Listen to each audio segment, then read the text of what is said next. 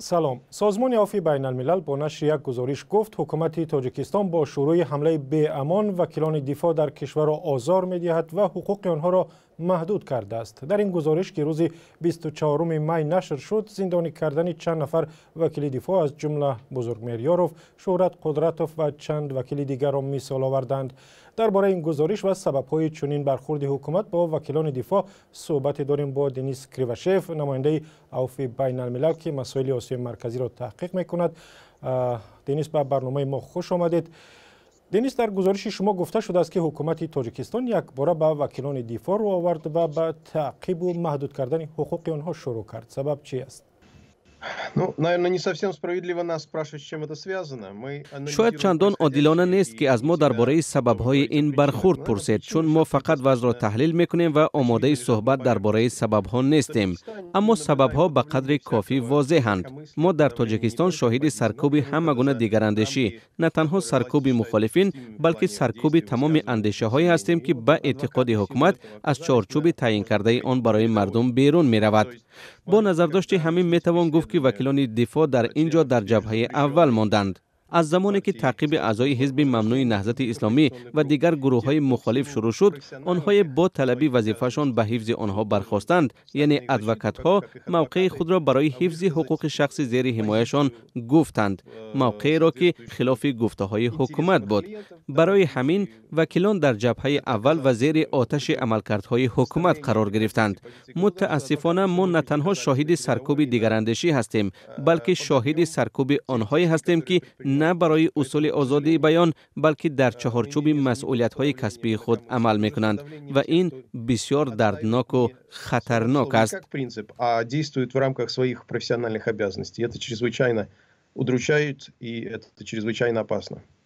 دنیس، برای چی حکومت تاجیکستان با وکیلان دفاع چنین رفتار می‌کند؟ برای چی آنها را چنین خطرناک می‌شمارد؟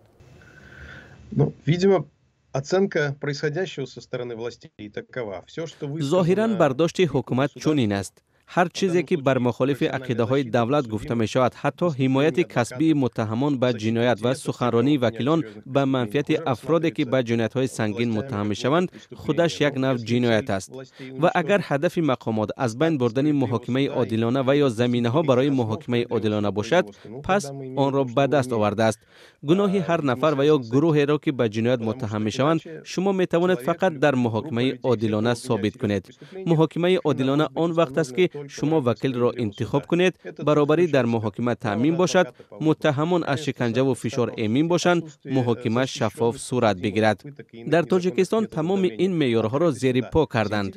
واضح است که اگر دادگاه به حیث یک نهاد عادل و مستقل در واقع از بین رفته باشد، بودن وکیلانی که میخواهند اصولهای عدالت را حفظ کنند برای حکومت یک مشکلی به حساب می رود.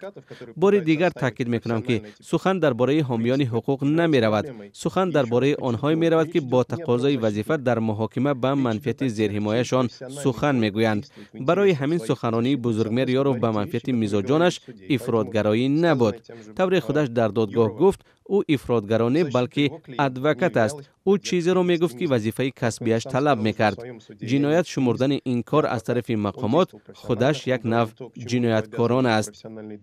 Рассматривать это как преступление, в свою сторону уже, в свою очередь, теперь уже преступно со стороны самих властей Таджикистана.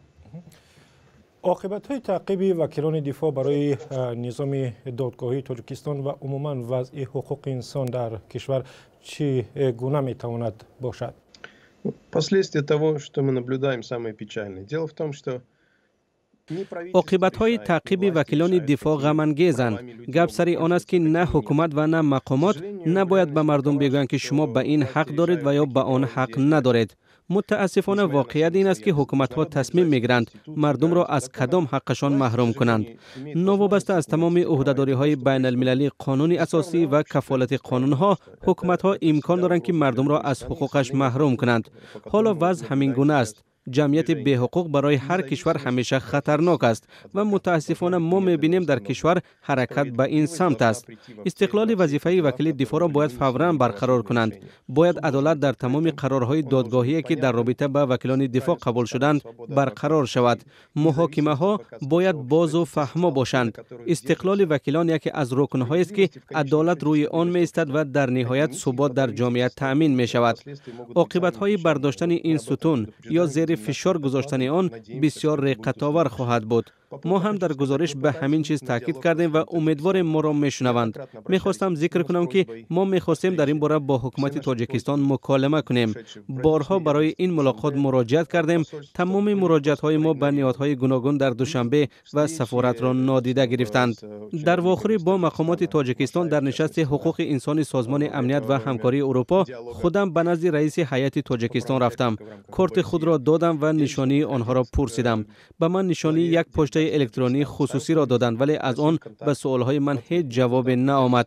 مقامات تاجیکستان دانسته درخواست را برای مکالمه نادیده میگیرند که این راه به جای نمیرساند. ما با همین گزارش از آنها میخواهیم وارد مکالمه بشوند، خطاها را اصلاح کنند و به سمت حرکت کنند که رعایت حقوق مردم در تاجیکستان و همین گونه آینده باثبات و منظم کشور را تضمین نماید. در عکس حال راه پیش گرفتهشان بسیار خطرناک است. و همین توصیه های سازمان شما به حکومت تاجیکستان و جامعه بین الملل برای اصلاح وضع چگونه است؟ چی هست؟ Конкретных шагов, которые необходимо принять немедленно. В частности, تدبیرهایی هستند که باید فوراً اندیشیده شوند. از جمله حکم‌های غیر عادلانه باید لغو کرده شوند.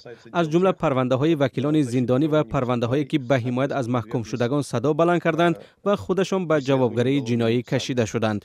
باید رعایت تمام حقوق و آزادی‌ها در کشور تأمین شود. دعوت ما از جامعه بین الملل است که مراعات حقوق و آزادی‌ها را از تاجیکستان طلب کند. آشکارا باید گفت وضع کشور از نظر آنهایی که می‌توانند به تاجیکستان تاثیر گذارند دور افتاده است. باید به مقامات تاجیکستان بفهمانند که از این سوالها گریخته نمی شود. انسانها را با محاکمه های ناعادلانه به زندان انداختن ممکن نیست. نفسگیر کردن جامعه ادوکات ها ممکن نیست.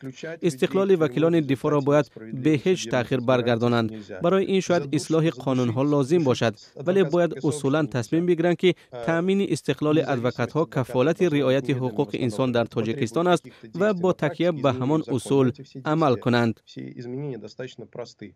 Просто нужно принять принципиальное решение, что независимость адвокатов – это залог соблюдения прав человека в стране. И исходить из этого принципа. دنیس کریواشف، نماینده سازمان عفو بین الملل، با ما شهر لندن و دایر به وضع وکیلان دفاع در تاجیکستان صحبت میکرد. تشکر برای صحبت. Спасибо огромное за беседу, Денис. Спасибо огромное.